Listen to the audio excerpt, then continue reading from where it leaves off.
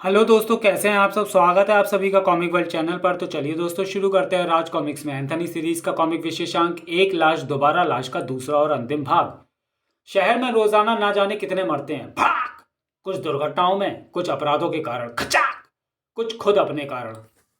कहते हैं इंसान अपनी उम्र से पहले मर जाए तो उसकी रूह उम्र पूरी होने तक उसी संसार में भटकती है, बशर्ते वो किसी शिकंजे में ना फंस जाए। उफ। मगर ऐसे शिकंजे शहर में कोने कोने में लगे हैं जिनकी असलियत कोई नहीं जानता। ऐसे रूह कैचर फंदे किसने लगाए। छोड़ो, हमें छोड़ो। उफ। तुम्हें छोड़ दूंगा तो मेरा मकसद अधूरा छूट जाएगा। तुम्हें पकड़ने के लिए मैंने पूरे शहर में जगह जगह फंदे लगाए हैं। इन फंदों के आसपास से गुजरते ही भटकती आत्माएं इसमें फंस जाती हैं। तुम ही तो मेरा वो हथियार हो जो इस शहर के कानून की नाक में दम करेगा, उनसे उनकी खुशियां छीन लेगा। इस शहर के चप्पे चप्पे पर अपराध की आग लगेगी, और कानून के पास इसे बुझाने के लिए कोई फायर एक्सटिंग्विशर नहीं होगा। अपराधियों को बांधने के लिए कोई हथकड़ी नहीं होगी।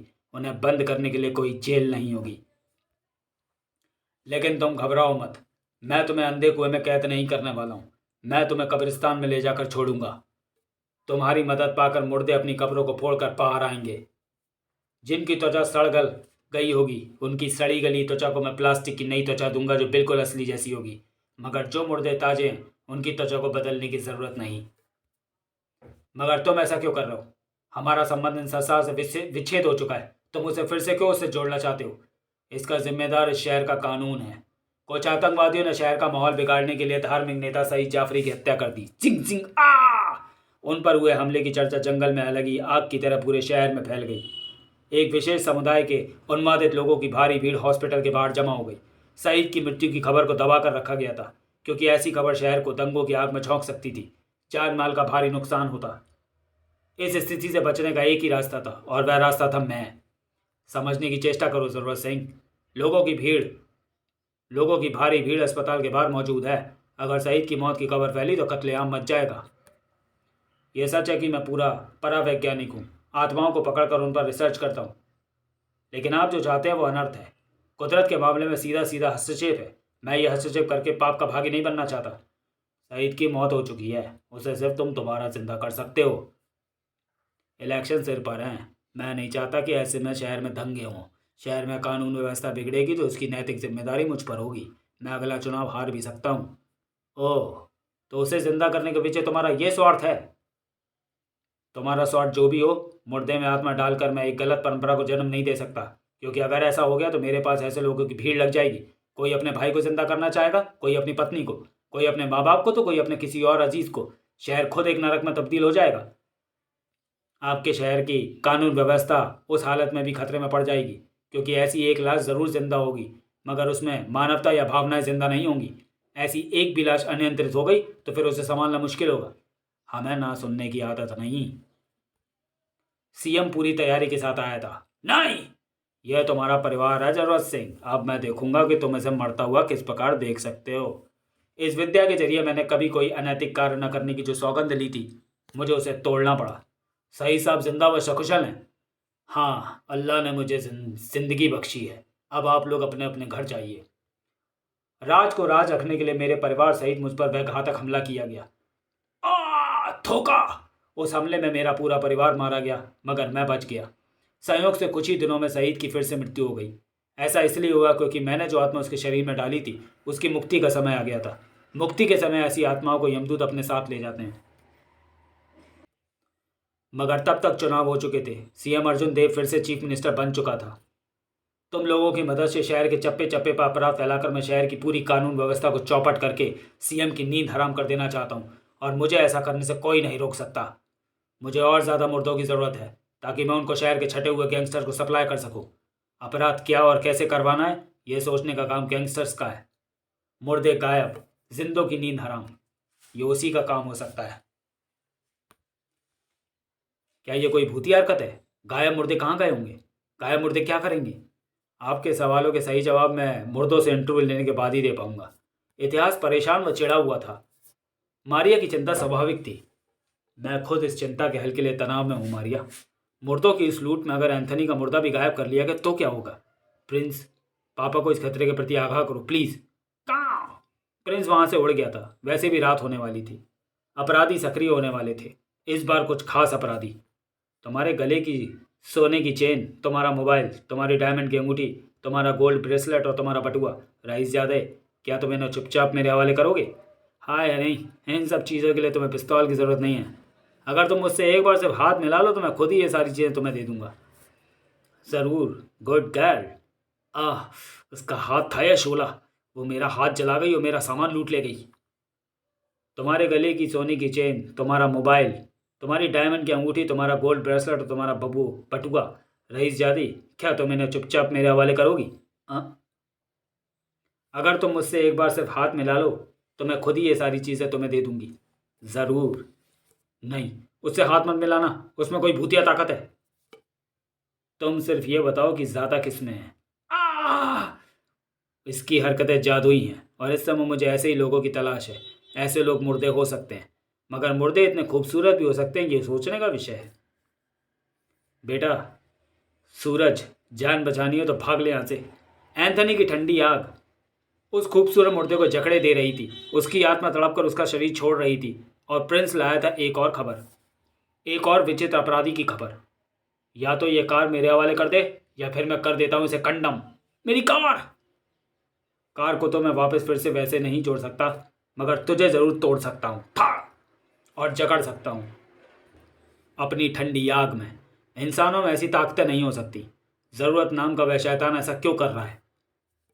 अपराधियों की ज़रूरत ने पूरी कर दी थी, उन्हें मुर्दा आदमियों की फौज देकर। खबर सनसनीखेज है, तुमने पढ़ी क्या? कब्रिस्तानों से मुर्दे गायब हो गए। मुर्दे शहर में सक्रिय होने का संदेह है। मुझे पढ़ने की ज़रूरत नहीं, मैं जानता हूँ। हे भगवान, वो मुर्दा है। अब ये भी एक मुर्दा और आ गया। चप्पे चप्पे पर मुर्दे फैले हैं। अपराधियों के बुलंद हौसले एंथनी के नाम ने पस्त किए। तुम तो कह रहे थे कि तुम्हारे भेजे आदमी को ना तो कोई मार पाएगा ना रोक पाएगा। मैं टपोरी टाइप के धंधों का राजा हूँ। जेब तराशी, राजनी, लूटमार, चोरी चकारी, झपट्टा मारी जैसे कामों में लगे मेरे आदमी मुझे पैसा पहुंचाते थे। तुम्हारे कहने पर मैंने इन धंधों से अपने आदमी हटाकर तुम्हारे आदमी लगा दिए ताकि तुम्हारे आदमी पैसा लाकर मेरे आदमियों को दें। मगर एंथनी तो उन सबका पुलंदा बांधे चला जा रहा है। आत्माएं उनके शरीर छोड़ छोड़ कर जा रही हैं। अब देखो ये रात खाली ही चली गई। अब गुलखान का क्या होगा? गुलखान, अब तो भोर होने वाली है, धंधे का टाइम निकल गया। सॉरी। मेरे रास्ते में आने वाला कौन है ये एंथनी? बदमाश कौए और मुर्दे की जोड़ी के विषय में बताने लगे। कौए और मुर्दे की जोड़ी मारिया और इतिहास के सामने थी। भोर होते ही तुम अपनी कब्र में लौट जाओगे एंथनी। इधर तुम्हारे लिए खतरा उत्पन्न हो जाएगा, उधर किंग के लिए। तुम्हें किंग की आत्मा जीवन देती है। अगर उस शैतान की भेजी किसी आत्मा ने तुम्हारे शरीर पर कब्जा कर लिया तो तुम भी वही करोगे जो कब्र से निकले बाकी मुर्दे कर रहे हैं। या हो सकता है वो इसी बीच किंग की आत्मा को ही पकड़ ले। दोनों ही सूरतों में आप दोनों की जान खतरे में पड़ जाएगी पापा। ओह, तो तुम्हें किंग की फिक्र हो रही है? नहीं, मुझे आप दोनों की फिक्र है पापा। अगर किंग की आत्मा मेरे शरीर में नहीं आएगी तो मैं लाश बना पड़ा रहूँगा, और एक लाश किसी का कुछ नहीं बिगाड़ सकती। जो शहर की व्यवस्था को बिगाड़ रहा है उसका भी कुछ नहीं बिगाड़ पाएगी। और मुर्दों से तुम लोग लड़ नहीं पाओगे तो फिर ये कहर कैसे ख़त्म होगा? नहीं पापा, आप कब्र में नहीं जाएंगे। मुर्दा कब्र में नहीं जाएगा तो फिर कहाँ जाएगा? जब तक मुर्दों का चोर पकड़ा या मारा नहीं जाता तब तक ये मुर्दा कब्र में नहीं जाएगा। भोर का आगमन, सॉरी, बाहर चिड़िया चहचहाई। छी छी छी। भोर का आगमन हो रहा है, तुम लोग व्यर्थ ही परेशान हो रहे हो। भाग्य पर भरोसा करो, मुझे कब्र में जाना होगा, नहीं तो मैं कब्र तक भी नहीं पहुंच पाऊंगा। आज भाग्य पर भरोसा करने को मन नहीं चाहता। एंथनी के मुर्दे की ड्राइवर किंग की आत्मा ने एंथनी का शरीर छोड़ दिया। प्रिंस, किंग की आत्मा को सुरक्षित उस तक पहुंचाना तेरा काम है, और जब तक खतरा टल ना जाए किंग की आत्मा उसका शरीर न छोड़ना पाए। उफ, तुम लोग ये ठीक नहीं कर रहे हो। हम दोनों की जान बचाने के लिए तुम कई लोगों के जीवन से खेलोगे। मुर्दा वहीं पर छूट गया। यह मुर्दा यहाँ सुरक्षित नहीं है। इन्हें कहाँ छुपाएं? इतिहास की चिंता बढ़ गई। इसे मेरे घर ले चलते हैं, वहाँ मैं अकेला रहता हूँ। इन्हें गर्मी से बचाना होगा वरना लाश बदबू मार सकती है। मेरे घर में बड़ा फ्रिज है, फ्रिज की ठंडक लाश को सड़ने से बचाएगी। मारिया चली गई। अब मुझे एक महत्वपूर्ण काम और भी करना है। हाँ इंस्पेक्टर अविनाश, दिन में पराशक्तियाँ कमज़ोर पड़ जाती हैं, वो ज़रूर शरीर छोड़ेंगी। ऐसे में मुझे उम्मीद है कि चोरी गए मुर्दे लावारिस हालत में कहीं ना कहीं ज़रूर मिलेंगे। उसके अलावा ज़रूरत नाम के उस व्यक्ति की खोज में भी रेड अलर्ट जारी रखो। एंथनी की आत्मा को भी तो दिन में अपना शरीर छोड़ना पड़ता है। हो सकता है उनकी आत्माओं द्वारा वो मुर्दे कहीं छुपा दिए गए हों, सुनसान जगहों पर। गटर में या फिर कब्रिस्तानों में ही ऐसे मुर्दों की तलाश शाम से पहले पूरी करूं।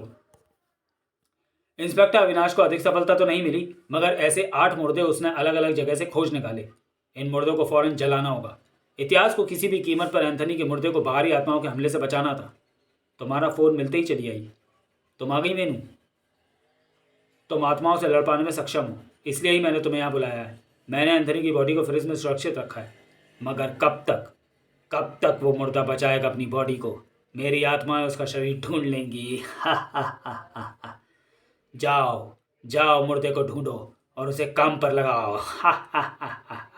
मुर्दों की तलाश में कई आत्माएं छोड़ी थी उसने। भटकती आत्माओं ने जहां भी मुर्दा मिला उस पर अपना कब्जा कर लिया। न कब्रिस्तान को छोड़ा, न अस्पतालों को, न पोस्टमार्टम हाउस को। लग रहा था जैसे शहर पर मुर्दों का राज हो गया है। मुर्दा लुटेरे आ गए, भागो। हमसे बचकर भागे तो फिर हम में और जिंदा इंसानों में फर्क ही क्या रह गया? हा हा हा हा। नहीं, मुझे जाने दो। मुर्दे एटीएम की मशीन ही उखाड़ कर ले गए। हा हा हा। हमें बैंक में खाता खोलने, एटीएम कार्ड और पिन नंबर रखने की जरूरत नहीं है। हा हा हा। था था। कसीनो में दांव पर लगे रुपयों के लिए उन्हें दांव लगाने की भी जरूरत नहीं थी। लूटो लूटो लूटो, था सिंग सिंग आ। मुर्दे भी जानते थे कि बैंकों से ज्यादा पैसा उन्हें प्राइवेट हॉस्पिटलों के कैशियर के पास मिल सकता है। ये गोली देकर लूटते हैं, हम गोली चलाकर। लूटो लूटो लूटो। पुलिस मुर्दों का क्या बिगाड़ लेती? इन्हें भी हमारी मंडी में शामिल कर लो। अभी कई आत्माएं मुर्दों की तलाश में हैं। जिंग जिंग। प्रिंस लाचार होकर देख रहा था। इतिहास को वह रात गुजारनी भारी लग रही थी। मुर्दों ने सारे शहर की नाक में दम कर रखा है। कानून व्यवस्था एक मजाक बनकर रह गई है और हम कुछ भी नहीं कर पा रहे। जो कर सकता है वो यहाँ है, फ्रिज में। लेकिन हालात इसे भी कुछ करने की इजाज़त नहीं दे रहे, क्योंकि मारिया किंग के प्रति खतरे को लेकर आशंकित है। हालात इसे इजाज़त नहीं दे रहे, मगर मुझे तो दे सकते हैं। आप जानते हैं कि मैं अपनी इच्छा से अपनी आत्मा को सज़ा के रूप में अपने शरीर से बाहर निकाल सकती हूँ, और वो सज़ा जो वक्त पड़ने पर अपराधियों से लड़ सकती है। सवाल तो तुम्हारे लिए भी वही है वेनू। खतरा उस सूरत में तुम पर भी उतना ही है, क्योंकि उस सूरत में बाहर तुम्हारी आत्मा खतरे में होगी और यहाँ तुम्हारा शव। नहीं, मैं ये खतरा नहीं उठाऊंगा। तो मैं एंथनी की लाश की रक्षा के लिए यहाँ रुकना भी तो ज़रूरी है। प्रिंस मारिया के पास पहुंच गया था। पहली बार उसे देखकर मारिया दहशत से भर उठी थी। नहीं प्रिंस, आज तो अपनी चोच बंद रखना। आज कर्कश आना मत। तू कर्कश आएगा तो शहर को पापा की ज़रूरत महसूस होगी। ये ज़रूरत आज किंग के लिए खतरनाक हो सकती है। मैं नहीं चाहती कि तेरी कर्कशातें सुनकर किंग की आत्मा उसका शरीर छोड़ दे। पापा को खो चुकी हूँ, अब किंग को नहीं खोना चाहती हूँ। प्रिंस कर्कशाए बिना ही लौट गया। क्या करता? Thank you Prince, thank you.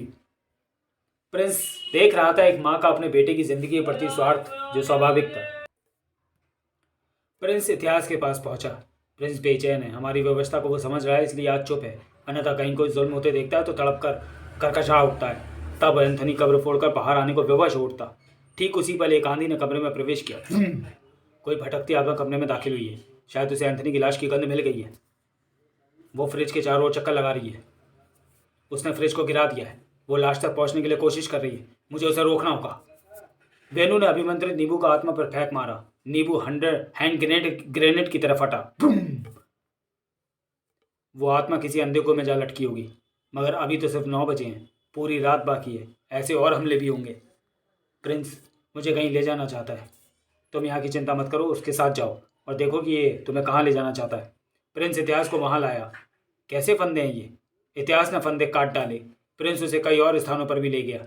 कमाल है, ये फंदे किसने लगाए हैं? मगर इनका ताल्लुक शहर में घट रही प्रेत घटनाओं से अवश्य है, अन्यथा प्रिंस मुझे यहाँ ना लाता। वेनू ने उन फंदों का रहस्य खोला। इन फंदों के जरिए ही वह शैतान जरूरत सिंह शहर में भटकती आत्माएं पकड़ रहा होगा। जहाँ जहाँ भी ये फंदे बंधे थे वहाँ पर वो कभी भी आ सकता है। फिर तो मैं हर ऐसी जगह पर पुलिस फोर्स लगाने का आदेश देता हूँ। फिर एक आंधी सी कमरे में प्रविष्ट हुई। ओह, एक और भटकती रूह जो एंथनी की लाश पर कब्जा करना चाहती है। मगर इससे पहले कि वेनू नींबू को उस आत्मा पर फेंक मारती, प्रिंस उस पर झपटा और उसके हाथ से नींबू गिरा दिया। प्रिंस ये क्या कर रहा है? वो दुष्ट आत्मा एंथनी की लाश पर कब्जा करना चाहती है। उफ! ओह, वो आत्मा फ्रिज की लोहे की चादरों को फोड़कर फ्रिज में समा गई है। नहीं, उफ! और इस बार एंथनी कब्र फोड़कर नहीं, बाहर आया फ्रिज तोड़कर। एंथनी के शरीर पर दुष्ट आत्मा का कब्जा हो गया। ये प्रिंस ने क्या किया? सीएम अर्जुन देव के चेहरे पर हवाइयां उड़ रही थी। जरूरत सिंह तुम और सारे हंगामे की जड़ जिसने शहरवासियों की नींद उड़ा दी है। बीज और जड़ तो तुम हो अर्जुन देव, मैं तो शाखा हूँ। अपने स्वार्थ की खातिर तुमने मेरे परिवार को बलि चढ़ा दिया। तुमसे बदला लेने के लिए मैंने शहर की शांति को बलि चढ़ा दिया। हिसाब बराबर। अबे हिसाब बराबर नहीं हुआ ज़रूरत सिंह। उन लोगों की बद्दुआएं तेरा पीछा कर रही हैं जिन्हें तूने अपने स्वार्थ की खातिर निर्दोष ही बलि का बकरा बना दिया। उन लोगों का भी तो कोई दोष नहीं था जो शहर में फैलाई तेरी दहशतगर्दी का शिकार हुए। एंथनी तुम? हाँ मैं। लेकिन अभी तू मेरा कुछ नहीं बिगाड़ सकता, क्योंकि ऑलरेडी एक आत्मा मेरे शरीर में मौजूद है, और वो आत्मा किंग की है, जिसे प्रिंस सही वक्त पर रू कैचर फंदे हटाकर मेरे पास ले आया था। सिंह सिंह क्रूजो, खत्म कर दो दोनों को। सीएम, तूने एक विशिष्ट पद पर रहते हुए जो कुछ जरूरत सिंह के परिवार के साथ किया वो अक्षम्य है। तू जरूरत सिंह का मुजरिम है। मैं उसे तुझे दंड देने का अधिकार देता हूँ। नहीं, मुझे इसके हवाले मत करो। मैं सार्वजनिक रूप से अपने गुनाह कबूल करूंगा एंथनी। तुम अपनी हरकतों से बाज आओ। जरूरत सिंह, तेरा गुनाहगार ये है। इसे तू जो सजा देना चाहे दे सकता है, मगर मैं तुझे निर्दोष लोगों को सताने नहीं दूंगा। क्रूसो ने एक ही झटके में अर्जुन देव की गर्दन तोड़ डाली थी। तेरे गुनाहगार को तेरे आदमी ने सजा दे दी, मगर अब मैं इसे आज़ाद नहीं छोड़ूंगा। इसे जकड़ दूंगा अपनी ठंडी आग से। और अब बारी तेरी है जरूरत सिंह। मैं तुझे भी नहीं छोड़ सकता, क्योंकि जब दिल व दिमाग को जुर्म व हिंसा की दीमक लग जाती है तो सभी अच्छाइयों को कुतर जाती है। फिर तेरे पास जो ताकत है उससे भविष्य में कभी किसी का भला नहीं हो सकता। प्रिंस ने चेतावनी दी। कहाँ? ओह, भोर होने वाली है। मेरे वापस कब्र में लौटने का समय हो गया। मेरे कब्र में लौटने के बाद इतिहास को मेरा ये संदेश देना प्रिंस कि कहाँ? ओह, मैं समझ गया। प्रिंस कहना चाह रहा है कि जरूरत सिंह की मौत के बाद वो मुर्दे जो उसकी गुलाम आत्माओं के कारण फिर से जी उठे थे, उनको फिर से दफनाने की व्यवस्था तुरंत कर दूं, ताकि मुर्दों की मिट्टी खराब ना हो। हाँ, उसके मरते ही सभी लाशें दोबारा लाशों में बदल गई है। समाप्त। तो चलिए दोस्तों, वीडियो को यहीं समाप्त करते हैं और मिलते हैं एंथनी सीरीज के अगले कॉमिक विशेषांक चलो कब्र की ओर में। तब तक के लिए धन्यवाद।